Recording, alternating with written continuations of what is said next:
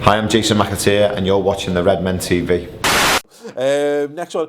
FSG looking to tie up main stand naming rights. There's talk of like 90 million and 120 million pound deals. They want around 10 million pound a season, don't they? To name the main stand, which, I mean, first of all, was this a good idea? Absolutely. Yeah? You behind it? Yeah. You behind it? Yeah, I hate it, but I hate any of the stadiums being called some sort of branding, because I think it reminds me of how bad football's got in terms of money. But the genie went out the bottle of that years ago. You know what I mean? I noticed that Bolton got sold yesterday, didn't he? And the Reebok Stadium's no longer the Reebok Stadium; it's something else. And the Dean Holdsworth Stadium. The Dean Holdsworth bailed us out stadium. Maybe Balotelli will go there. Balotelli to Bolton. But it's that thing of like, if you're going to compete on a level playing field where other teams are doing that, yeah, we've got to go and get the best deal you can get. I think that it's a weird one because I agree, and the principle of like stadium naming and all that kind of stuff, which is obviously not what we're talking about. We are just talking about a stand. When I see it, like when you see it with like American, there was a joke in basketball about like you'd have like the maxi pad arena and all that kind of stuff. But I actually realised that, like with anything, eventually something just becomes a name, doesn't it? So I don't think of the Etihad. When I think of the Etihad Stadium, I don't really think of Etihad, the company. Airlines, and when I think of the Emirates, I don't really think of Emirates Airlines or whatever. Well, the Allianz Stadium, no one thinks, oh God, I've named that. Yeah. You just think, what a great stadium. Yeah, that's it. Yeah, so I mean, the fact is that if you're going to compete in the modern game financially, you've got to take your opportunities when they come. And I mean, United have stands named after about to be Bobby Charlton and Sir Alex Ferguson. Well, I'd rather have, Coca-Cola stand than bloody Alex Ferguson. Well, that's it. I mean, it's a shame because I don't know.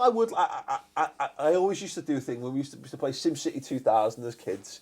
You'd always build a stadium, and me and my cousin would always name it the Shankly Stadium, because I always felt that was where Liverpool would go whenever we moved stadium. That was probably the way we'd go with it. And I must admit, I do like the Sir Alex Ferguson stand. The only part of it that's a bit weird is the fact that he's like sat in it, looking down at the current manager toiling away. Yeah. You know, and you get the feeling he can tell people to leave. You can't be in here. This is my stadium. This is my stadium. They get the feeling he's the only one who's allowed to drink in the stands. He gets little miniatures of Bell's whiskey or whatever, and he's allowed to sup them away while he's sat in there.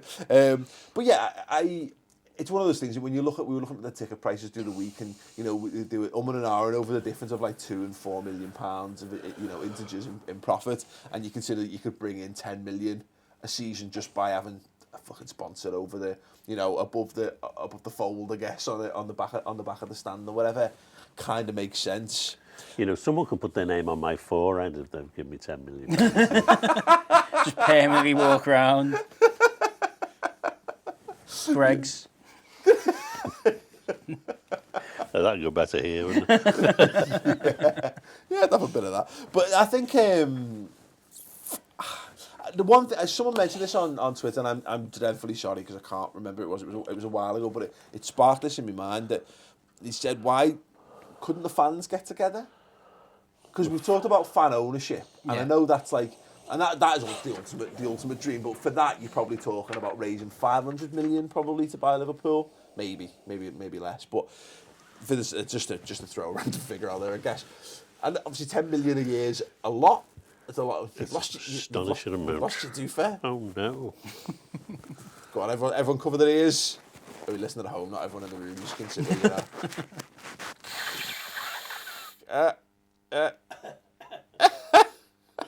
sensational. You just don't get that on Sky Sports. Well done, Tom. Audio mixing supreme. Don't even know where I was going with this. Yeah, I think that would be. I think something as a dry run for something. Yeah, can the fans raise enough money like to? I don't know, like a whatever Slush fund, give. Just give it, or like a Kickstarter campaign. It would just be like supporters saying to the club, "Yeah, here's £10 million. Thanks." But we could choose the name. But could you imagine that debate? Like, it's hard enough to get anyone to agree on anything. Could you imagine, what the name would be? 10 million Liverpool fans all put a quid in each, and they're all like, here's the thing. It's called the Tampax Arena. Tom, why did you suggest Tampax? It'd be funny, wouldn't it? You know what I mean? 10 years' time, you're like, I regret that decision. I was a naive kid. Yeah, it's one of those things that seems funny at the time. The law of diminishing returns in terms of humour. No, but again, as an example, let's put it out there. And they should just be doing this anyway, based on the conversation we've just had. But the fans all get together and they name it the Bill Shankly stand. Yeah. And we'll put it in. And you'd be saying, ultimately, what are the fans doing? They're just giving more money to the club to what end?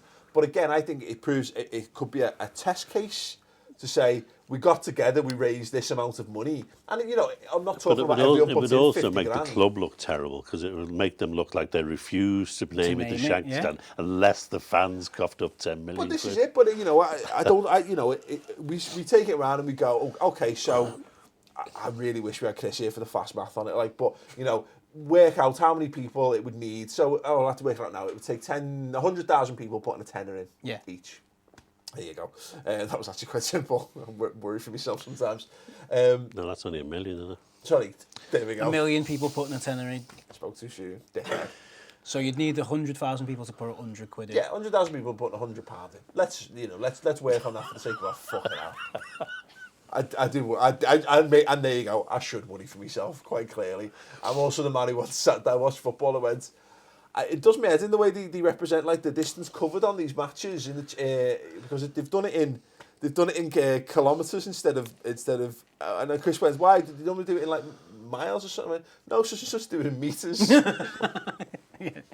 It's the same thing. You need 100,000 people to put 100 quid in each. So for the sake of argument, let's just do it that way. Like 100,000 people to put £100 into the pot, and we all get to say we do that. Well, I think once you've got that as a test case, you could then go, okay, so what's the next? What do we do next? It could be something that Brian Klopp organise or whatever, and you get maybe you get something else as part of the package. Like every fan that puts it in gets their name as in the stand. Yeah, and buy a brick. Yeah, buy a brick. That's how normal things like that are sponsored. Something like that. And then once we've done that, we say, okay, we were able to raise 10 million. Well, something like that would be better if everyone who contributed got their name on the wall outside or something. So you had this big fan thing with all the names of supporters. But it's 100. That would be something, It's 100,000 people doing £100 each a year. Yeah, but of course, for isn't it? Potentially, but I mean, again, that means 50,000 are inside the stadium watching the game, and 50,000 are outside looking at their new stadium. Yeah, just looking at the brick. But the point is that look, they're looking for 10 million a year, and the fact is they actually want a 10-year deal. Yeah. So, but again, this is not a solidified idea. This is why we're throwing it out. That's why we're doing it here, because that's what we do on Redmen TV. But the point is that you do it for a year, because they're still going to be actively looking for that sponsorship anyway. There's no reason why they can't look for the sponsorship from the year after. There's no difference to them. You sponsored it for a year, a bit of goodwill, blah blah blah. I don't know. I like it I like it as an idea to show that you get people into the notion of what you can achieve when we club together, because the fan ownership is never going to happen, because for a start, FSG would never actively look to give up that much control over what they own anyway. But also, we're so divided as a fan base, and there's so much distrust into the notion of people kicking into a pot of money anyway. Where does the money go? What happens if you don't reach X, Y, and Z? Who's got ultimate control X, Y, and Z? I think this could be a nice small example of something that could be achieved. I'd love it to happen. And again, and if you were to break it down as shares, so if you did it as 100 quid was your one share, you go and get someone like Daniel Craig, who's a Liverpool fan, who's got a lot of money, who goes and buys 100 or 100,000 shares, and you don't. It doesn't need to be that many figure and all that, but ultimately it becomes owned by the fans. Ultimately, you can say, when you start throwing numbers like that out, you go, fan ownership, God, how does it ever happen? But it's happened at some of the biggest clubs in the world, so the money must be there. The problem must exist in one way. The opportunity, if it just probably wasn't quite right for it at the time, but obviously was probably, well, realistically probably was. You know what I mean? Now, when things have moved on. FSG are not going to sell Liverpool for less than £1 billion. No fan base, whatever, in Liverpool are ever going to be able to find £1 billion. Yeah. So that's gone. It's history. Yeah. All right. Or you could be optimistic. Buy a brick. The guys at home, like the young 13, 14-year-olds who are developing the new Facebook, who's a Liverpool fan, they become billionaires and buy our club for us, and then let us call it whatever we want. No, exactly. Go for it, like, yeah. Liverpool fans. The Jermaine Pennant car park. Just invent an app, someone, please. Become a billionaire just so we can start trolling former players like that. It's going to be Harry Hugo, formerly of the group. This is going to be the guy who gets into that position. We all know this. Just an interesting idea that was worth throwing out there. Anyone see Danny Ings posting a video of his injury recovery? Yep. Amazing. Yeah, it was brilliant, and we were talking about it in the office because obviously we do video production and stuff. I remember